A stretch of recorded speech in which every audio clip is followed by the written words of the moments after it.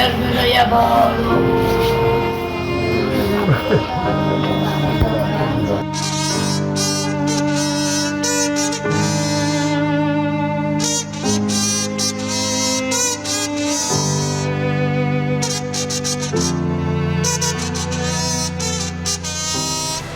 में आतंकी हमले में शहीद हुए जवानों की शहादत का बदला लेने के लिए पूरे देश में गुस्सा है। पूरा देश एक ही मांग कर रहा है कि अब आतंकिस्तान पर स्ट्राइक की जाए ताकि हमारे जवानों की शहादत का बदला लिया जा सके। ये तस्वीरें पूरे हिंदुस्तान को झकझोर देने वाली है। देखिए, अपने लाल की शहादत पर रोती हुई एक माँ, अपने घर के चिराग को खोने का दर्द छिपाता एक पिता। कठुआ में कायराना आतंकी हमले में उत्तराखंड के 5 घरों के चिराग बुझ गए। जवानों की शहादत पर पूरा हिंदुस्तान गम और गुस्से में है और हर जवान के बलिदान का बदला मांग रहा है। ऐसा पहली बार नहीं है कि आतंक परस्त पाकिस्तान ने ऐसी कायराना हरकत की हो। बार बार मुंह की खाने वाला पाकिस्तान इससे पहले भी आतंकियों ने कई मौके पर पीछे से सीने में खंजर घोंपने का काम किया है। इसलिए तो पूरा हिंदुस्तान ये कह रहा है कि आतंक परस्त पाकिस्तान पर अब बड़ी स्ट्राइक करने का वक्त आ गया है। जम्मू कश्मीर के कठुआ में आतंकियों ने सेना की गाड़ी को निशाना बनाया। इस कायराना हमले में भारत माता के वीर जवान आनंद सिंह, कमल सिंह, विनोद सिंह, अनुज नेगी और आदर्श नेगी शहीद हुए। भारत माता के लिए शहीद हुए जवानों में किसी की 9 महीने पहले ही शादी हुई थी तो कोई अपने पीछे 4 महीने की मासूम बेटी को छोड़ गया। उत्तराखंड के टिहरी गढ़वाल के विनोद सिंह उन्हीं शहीदों में से एक हैं। 33 साल के विनोद 10वीं गढ़वाल राइफल में तैनात थे। विनोद 2011 में सेना में भर्ती हुए थे और घर में अकेले ही कमाने वाले थे। उनका 4 साल का एक बेटा और 4 महीने की एक बेटी है। जैसे ही विनोद सिंह के शहीद होने की सूचना मिली तभी से परिवार में मातम का माहौल है। माँ बेसुध है, सिर्फ बेटे को याद कर आंखों से आंसू बहा रही है तो पिता को समझ नहीं आ रहा कि आखिर वो करे तो करे क्या करे। मासूम बच्चों को तो ये भी नहीं पता कि अब उनके पिता कभी वापस नहीं लौटेंगे। परिवार की बस यही मांग है कि उनके लाल की शहादत बेकार नहीं जानी चाहिए। एक बच्चा था मेरा, 3 बहनों की भाई, एक भाई था, वो भी नहीं था। कुछ नहीं। बेटा तो देश के लिए शहीद हो गया, उसका तो मेरे को बड़ा गर्व है, बहुत हुआ, पर क्या करूं। पीछे जो परिवार है ना, पर जो छोड़ गया, छोटे बच्चे छोड़ गए, उसके लिए बड़ा दुख है। मेरे बच्चा को मारने का तगड़ा कदम उठाना चाहिए सरकार को, इसका मुंह तोड़ जवाब होना चाहिए। कठुआ में शहीद हुए राइफलमैन अनुज नेगी घर के इकलौते बेटे थे। पौड़ी गढ़वाल के रहने वाले थे। शहीद अनुज नेगी के घर पर उनके माता पिता, पत्नी और एक बहन है। अनुज की नवंबर 2023 में ही शादी हुई थी। हमले की सूचना मिलते ही शहीद के गांव में शोक की लहर। जब से जवानों के शहीद होने की खबर सामने आई है, पूरा देश गमगीन है। आदर्श नेगी का परिवार तो पहले ही सदमे में था। अभी 2 महीने पहले ही तो आदर्श नेगी के चचेरे भाई ने अपने प्राण देश हित में न्यौछावर किए थे। वो भी भारतीय सेना में मेजर थे। उनकी शहादत के जख्म तो अभी परिवार को रुला ही रहे थे। हर कोई इस गम को भुलाने के लिए आगे बढ़ने की कोशिश कर रहा था, लेकिन अब इस खबर ने पूरे परिवार को हिलाकर रख दिया है। आदर्श टिहरी के डागर गांव के रहने वाले थे। उनके पिता गांव में ही खेती करते हैं।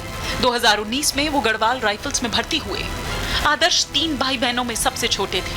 यही गम का माहौल नायाब सूबेदार आनंद सिंह के परिवार में भी है। आनंद रुद्रप्रयाग जिले के कांदखाल गांव के रहने वाले थे। 2011 में 22 गढ़वाल राइफल में शामिल हुए थे। पत्नी और दोनों बच्चे देहरादून में रहते हैं। बात शहीद हवलदार कमल सिंह रावत की करें तो कमल सिंह रावत पौड़ी के ही गांव पापरी नौदानू के रहने वाले थे। कमल सिंह पर उनके 2 बच्चे, पत्नी और माता की जिम्मेदारी थी, जो गांव में ही रहते हैं। जैसे ही बलिदानियों के पार्थिव शरीर देहरादून के जौली ग्रांट एयरपोर्ट पहुंचे, उत्तराखंड सरकार ने उन्हें एयरपोर्ट पर श्रद्धांजलि दी। मुख्यमंत्री धामी ने कहा कि ये बलिदान व्यर्थ नहीं जाएगा। हमारे 5 जवान जिन्होंने अपना सर्वोच्च बलिदान दिया है भारत माता की रक्षा के लिए, हम सब की रक्षा के लिए, उनका बलिदान बेकार नहीं जाएगा और पूरा राष्ट्र उनको याद करेगा। निश्चित रूप से हमारे इन वीर जवानों का बदला लिया जाएगा।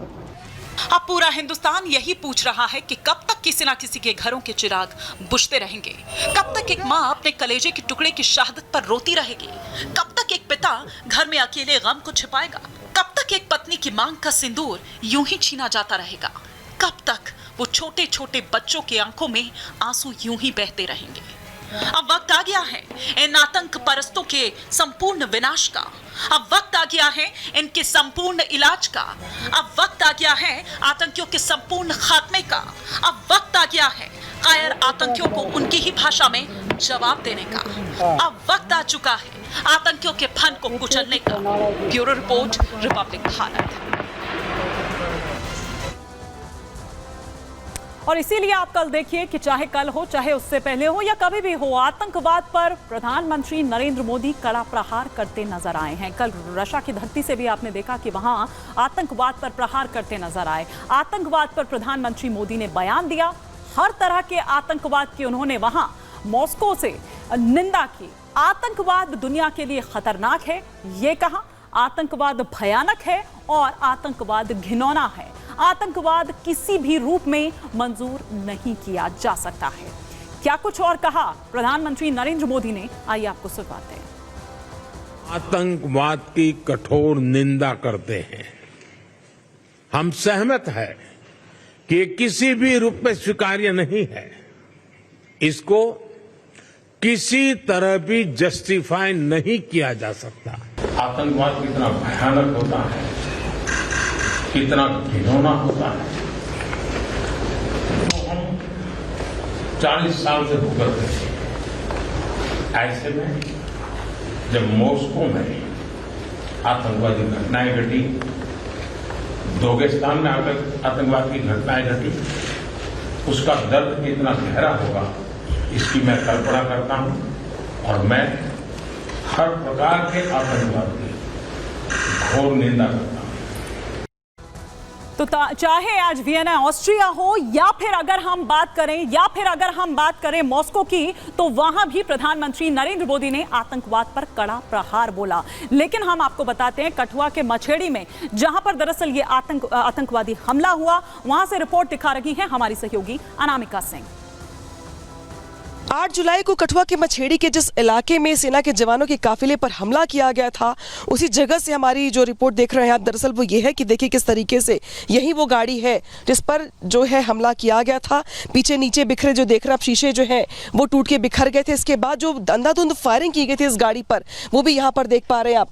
M4 से यहाँ पे अटैक किया गया था, अंधाधुंध फायरिंग की गई थी। और देखिए किस तरीके से आपको दिखा रहे हैं हम गोलियों के निशान जो यहाँ पे आपको गाड़ी की हर तरफ दिखाई देंगे। यानी कि जो ऊपर से ओपन फायर हुआ, ओपन फायर के बाद जगह जगह जो अंधाधुंध फायरिंग की गई थी वो यहाँ पे आपको दिखाई देगी गाड़ी में हर जगह पे। हालांकि जिसके बाद गाड़ी डिसबैलेंस हो गई, डिसबैलेंस होकर के वो किनारे आकर के ऐसे टिक गई कि जिस तरीके से मतलब यहाँ से अभी तक इसको मूव भी करवाया नहीं जा पाया है। इसके अलावा जो देखिए एक और गाड़ी जो इसके आगे थी उसको फिलहाल यहाँ पे हटाने का काम शुरू हो गया था, लेकिन इसके लिए बाकायदे एक क्रेन लगाया गया, लेकिन क्रेन भी पलट गई है यहाँ पर। यानी कि अभी तक जो गाड़ी है वो यहाँ से हट भी नहीं पाई है। ये देखिए जो जवान यहाँ पर घायल हो गए थे उनके कपड़े फाड़ करके उनको वहाँ से हटाया गया, निकाला गया, क्योंकि स्थिति ऐसी थी कि यहाँ से जो जवान थे उनको वहाँ से निकाल पाना भी बहुत मुश्किल हो रहा था। लिहाजा जिस तरीके से गाड़ी फंसी थी वहाँ से जवानों को निकाला गया तो उनके कपड़े फाड़ के वहाँ पे हटाने पड़े। इस हिस्से को गाड़ी के तोड़ के निकालना पड़ा। उसके बाद जा करके यहाँ पे जो जवान फंसे थे गाड़ी के अंदर उनको वहाँ से निकाला जा पाया।